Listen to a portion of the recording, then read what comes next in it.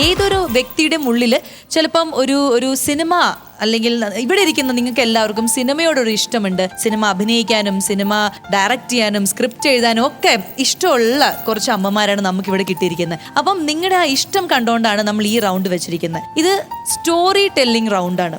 നിങ്ങളുടെ കഴിവ് അല്ലെങ്കിൽ നിങ്ങളുടെ ഭാവന എന്താണോ ആ ഒരു കഥ നമ്മുടെ അടുത്ത് ഒരു സിനിമ നറേറ്റ് ചെയ്യുന്ന പോലെ നിങ്ങൾ പറയണം.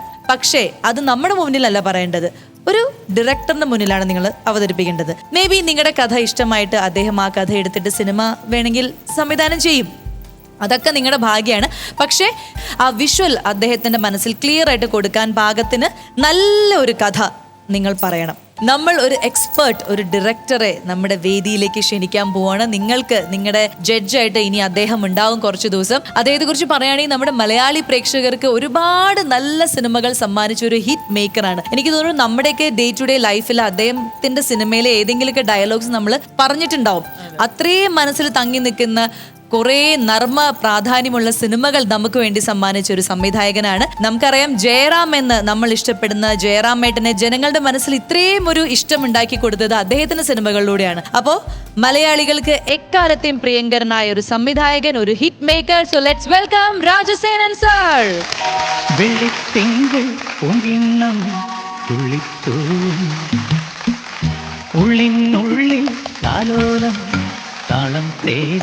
അപ്പോ നമ്മുടെ സൂപ്പർ അമ്മയും മകളുടെ വേദിയിലേക്ക് സ്വാഗതം. ഇതാണ് നമ്മളുടെ സൂപ്പർ അമ്മമാരും മക്കളും.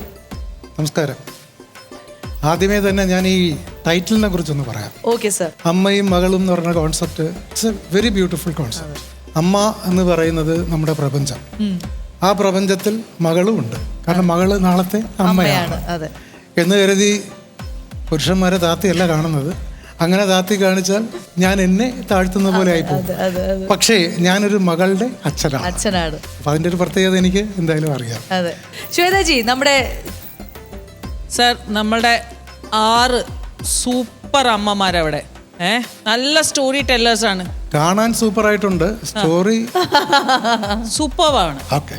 പക്ഷേ സർ, ഇവരുടെ ഈ ഒരു സ്റ്റോറി ടെല്ലിംഗ് എന്ന് പറഞ്ഞാൽ ഇവർ അധികം ആരും ചെയ്യാത്തൊരു കാര്യമാണ്. എല്ലാവർക്കും അതിന്റെ ഒരു ടെൻഷൻ ഉണ്ട്. അപ്പം സർ, ഒരു ഓൾ ദി ബെസ്റ്റ്. എന്താണ് ഇവർക്ക് കൊടുക്കാനുള്ള ഒരു അഡ്വൈസ്? എനിക്കും ടെൻഷൻ ഉണ്ട്. കാരണം ഇവർ എത്ര പേരാ കഥ പറയുന്നത്?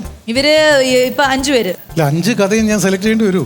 അത് ഞങ്ങൾക്ക് അറിയില്ല സർ. എൻ്റെ ഒരു ഡൗട്ടാണ്, സർ ഒരു സംവിധായകനാകുന്നതിന് മുൻപ് എന്തായാലും ആൾക്കാരുടെ അടുത്ത് കഥ പറഞ്ഞ് അവരെ കൺവിൻസ് ചെയ്യിപ്പിക്കണമായിരിക്കുമല്ലോ. അങ്ങനെ ആദ്യമായിട്ട് ഏത് നടൻ്റെ അടുത്ത് പോയിട്ടാണ് കഥ പറഞ്ഞത്? അല്ലെങ്കിൽ ആ സമയത്ത് സാറിനുണ്ടായിരുന്ന ഒരു ടെൻഷൻ എങ്ങനെയായിരുന്നു?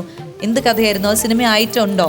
സത്യത്തില് ഞാൻ ഡയറക്ടർ ആവുന്ന സമയത്തൊന്നും ഈ നടനോട് പോയി കഥ പറയാന്നൊരു സമ്പ്രദായം ഇല്ല. ഓ, അത് ശരി. അന്ന് എങ്ങനെയെന്ന് പറഞ്ഞാൽ ഒരു നിർമ്മാതാവ് വരും, അദ്ദേഹം ഡയറക്ടറെ കണ്ടുപിടിച്ചിട്ട് എനിക്കൊരു സിനിമ ചെയ്യണമെന്ന് പറയും. സംവിധായകൻ കയ്യിൽ കഥയുണ്ടെങ്കിൽ അദ്ദേഹത്തിനോട് പറയും, അല്ലെങ്കിൽ വേറൊരു കഥാകൃത്തിനെ വിളിച്ച് പരിചയപ്പെടുത്തിയിട്ട് കഥ പറയും. ആ കഥ ഫിക്സ് ചെയ്ത് കഴിഞ്ഞാൽ പിന്നെ ആർട്ടിസ്റ്റിനെ വിളിച്ച് ഡേറ്റ് ആണ് പറയുന്നത്.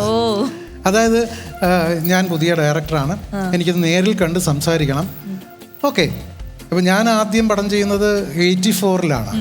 ദേവൻ എന്ന് പറഞ്ഞ നടനെ വാസ്തവത്തിൽ അതിലാണ് ദേവനാക്കുന്നത്. അതിനു മുമ്പ് പുള്ളി ഒരു ക്യാരക്ടർ ചെയ്തെങ്കിലും അതങ്ങോട്ട് ശ്രദ്ധിക്കപ്പെട്ടില്ല. അപ്പൊ പേരും ഞാനായിടുന്നത്. അദ്ദേഹത്തിന്റെ പേര് മോഹൻ എന്നാണ്. അപ്പൊ സിനിമയിലെ ദേവരാജ് എന്ന് പറഞ്ഞ കഥാപാത്രത്തിനെ ചുരുക്കി ദേവൻ പേരിട്ടു. അപ്പൊ ഞാൻ അദ്ദേഹത്തെ അങ്ങോട്ട് പോയി കാണുകയല്ല ചെയ്ത്, അദ്ദേഹം ഓഫീസിലേക്ക് വന്നു.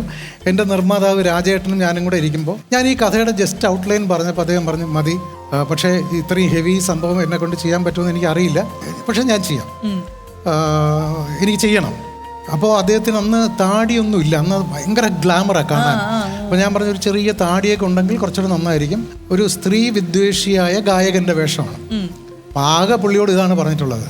അതേ സിനിമയിൽ തന്നെ MG സോമേട്ടനുണ്ട്. സോമേട്ടനോട് കഥ പോലും പറഞ്ഞിട്ടില്ല. പക്ഷെ അതൊക്കെ മാറി മാറി മാറി ട്രെൻഡ് മാറി മാറി മാറി ഇപ്പോഴത്തെ എന്ന് പറഞ്ഞാൽ കഥ കൃത്യമായിട്ട് പറയണം, അതിലുള്ള തിരുത്തലുകൾ പിന്നെ അങ്ങനെ ഒരുപാട് ഘടകങ്ങളുണ്ട്. അപ്പൊ സാർ, എന്തായാലും കുറെ ചോദ്യങ്ങളൊക്കെ ഉണ്ട്. അതൊക്കെ നമുക്ക് വഴിയെ എല്ലാത്തിനുള്ള ആൻസേഴ്സ് എനിക്ക് തരണം സാർ. എന്നിട്ട് നമുക്ക് ബാക്കിയുള്ള കാര്യങ്ങളിലേക്ക് കടക്കാം അല്ലേ? അപ്പൊ സാർ, ശ്വേതാജിയുടെ തൊട്ടടുത്തുള്ളൊരു സീറ്റ് ഉണ്ട്, അവിടെ ഇരുന്നോളൂ. Thank you sir.